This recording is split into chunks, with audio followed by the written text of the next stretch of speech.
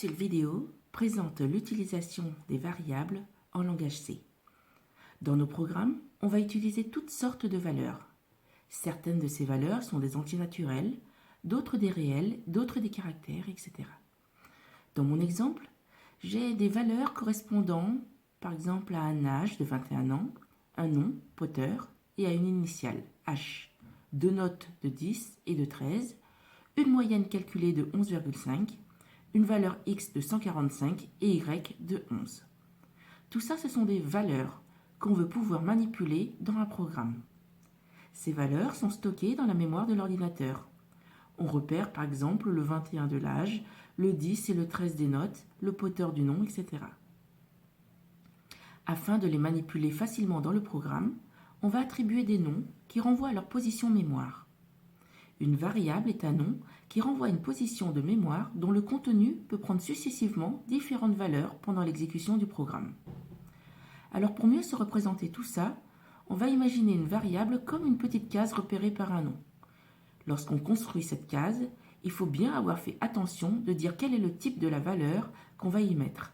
C'est-à-dire si la case va contenir un entier, un réel, un caractère ou autre chose. Déclarer une variable, c'est construire cette petite case en lui réservant un espace mémoire du type demandé et en lui attribuant un nom. Il y a plusieurs types existants en langage C, mais on n'utilisera pour l'instant que les entiers, les réels et les caractères. En C, on écrira cela avec la syntaxe suivante. Type de la variable, suivi du nom de la variable choisie et du point-virgule final, qu'on met à la fin de chaque instruction C.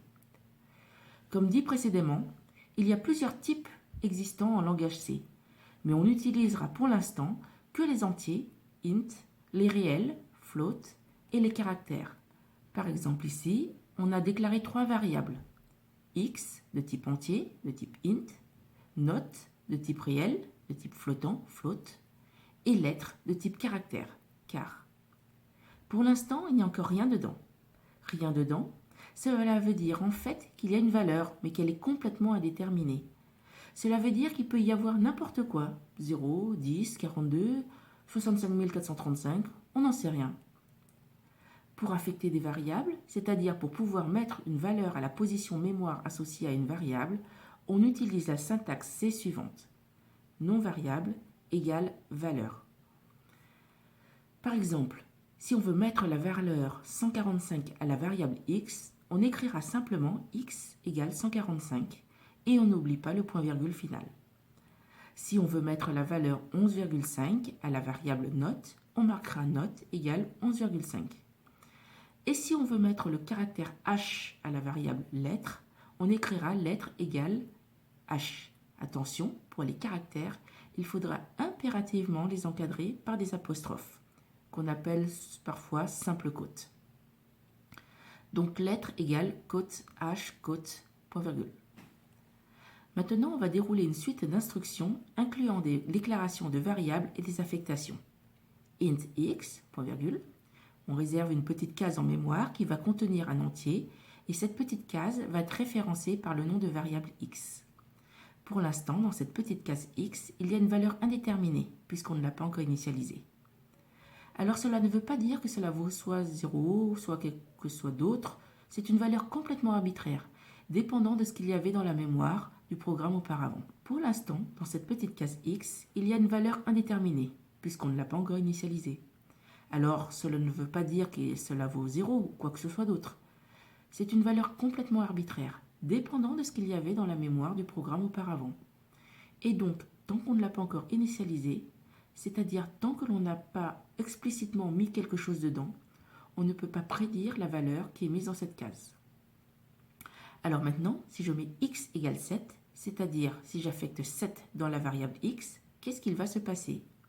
La valeur 7 est mise dans l'espace mémoire associé à x. Et maintenant, x vaut bien 7. On remarque bien qu'il faut mettre un entier comme 7 dans la case associée à x, puisque c'est ainsi que cette variable a été déclarée. Si maintenant on met x à 2048, que se passe-t-il ? Alors ce qui se passe, c'est que cette nouvelle valeur écrase le contenu précédent. Lorsqu'on affecte une valeur à une variable, quel que soit le contenu de ce qu'il y avait précédemment, le contenu est écrasé et donc est remplacé par la valeur qu'on vient d'affecter. Si maintenant je marque x égale 2 plus 2, alors qu'est-ce qui se passe? Alors le programme va d'abord calculer 2 plus 2, qui vaut 4, et affecte cette valeur à la variable x. Alors maintenant plus dur. Si maintenant je fais x est égal à x plus 6, qu'est-ce qu'il se passe? Alors d'abord, on va calculer x plus 6. On va donc regarder quelle est la valeur de x, qui vaut 4. On calcule ensuite 4 plus 6, ça vaut 10. Et ensuite, on fait l'affectation, c'est-à-dire qu'on fait x est égal à 10. C'est-à-dire qu'on affecte le résultat 10 à x. Et à présent, x vaut bien 10. À la suite de toute cette série d'instructions, on a x vaut finalement 10. Un autre exemple, soit cette fois-ci 3 entiers qui sont associés aux variables x, y et z respectivement. Vous voyez, pour l'instant, dans ces 3 cases-là, les valeurs sont encore indéterminées. Si par exemple je fais x égale 3, ce qui se passe, c'est qu'on met la valeur 3 dans la case associée à x. Si je fais ensuite y égale x, ça veut dire qu'on prend la valeur de x, c'est-à-dire 3, et qu'on l'affecte à y. Donc maintenant, y vaut 3. Si on fait maintenant z est égal à x plus y, x vaut 3, y vaut 3, 3 plus 3, ça fait 6, donc z sera affecté de 6. Et si maintenant on fait y égale 7, que se passe-t-il? Alors n'oubliez pas que l'affectation écrase le contenu précédent, donc maintenant y vaut 7. À l'issue de cette série d'instructions, on a x vaut 3, y vaut 7 et z vaut 6. Alors maintenant, à vous de jouer. Voici une série d'instructions. On déclare 3 variables entières, x, y et z. Ensuite, on affecte 3 à x, 5 à y, on fait x plus y et on affecte le résultat à z. On fait z multiplié par 2 et on affecte le résultat à x. Et enfin, on fait x plus 1 et on affecte le résultat à x. Question. Que valent maintenant x, y et z? Au besoin, mettez cette vidéo en pause et essayez de répondre à cette question. Que valent x, y et z à la fin de cette série d'instructions? Ne trichez pas. Réfléchissez avant de regarder la solution. Laissez cette vidéo en pause. Solution. X égale 3. On met 3 dans x. Y égale 5. On met 5 dans y. Z égale x plus y. Donc z est égal à 5 plus 3, c'est-à-dire qu'on met 8 dans z. Ensuite, x est égal à z fois 2, c'est-à-dire 8 fois 2, c'est-à-dire 16. On remplace donc la valeur de x par 16. Ensuite, x est égal à x plus 1, soit x est égal à 16 plus 1, c'est-à-dire 17. Donc à la fin de cette série d'instructions, les valeurs de x, y et z sont respectivement 17, 5 et 8. Alors, est-ce que vous avez trouvé la bonne réponse? On va récapituler tout ce qu'on peut faire avec les variables. Une variable a un nom, un type et un contenu. Les types qu'on manipulera dans ce cours seront les entiers, int, les réels, float et les caractères, car. Pour déclarer une variable, on utilisera la syntaxe suivante. Type de la variable, nom de la variable et un point-virgule. Par exemple, int âge, float moyenne, car initial. Pour affecter une variable, on utilisera la syntaxe nom de la variable égale valeur, point virgule. Par exemple, âge égale 20, point virgule. Moyenne égale 11,5, point virgule. Initial est égal à cote h cote, point virgule. N'oubliez pas d'encadrer le caractère par des apostrophes.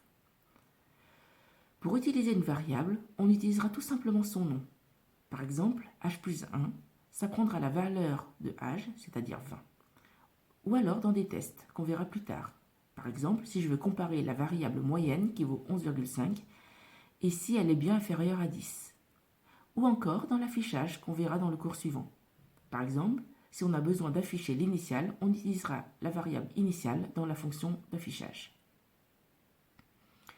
Maintenant, on va réfléchir encore un peu. Imaginons qu'on a deux variables x et y, x valant 3 et y valant 2. Ce qu'on aimerait, c'est écrire une série d'instructions pour échanger le contenu de x et de y. C'est-à-dire que x doit prendre la valeur de y et y la valeur de x. Donc à l'issue de votre série d'instructions, x devra valoir 2 et y devra valoir 3. Évidemment, vous n'avez pas le droit d'écrire directement x égale 2 et y égale 3. Comment faire pour échanger le contenu de la variable x avec le contenu de la variable y?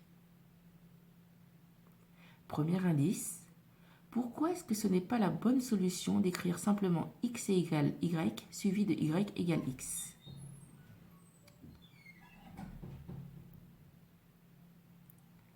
Qu'est-ce qui se passerait si on avait écrit ça? Deuxième indice, peut-être faudra-t-il prendre une variable intermédiaire.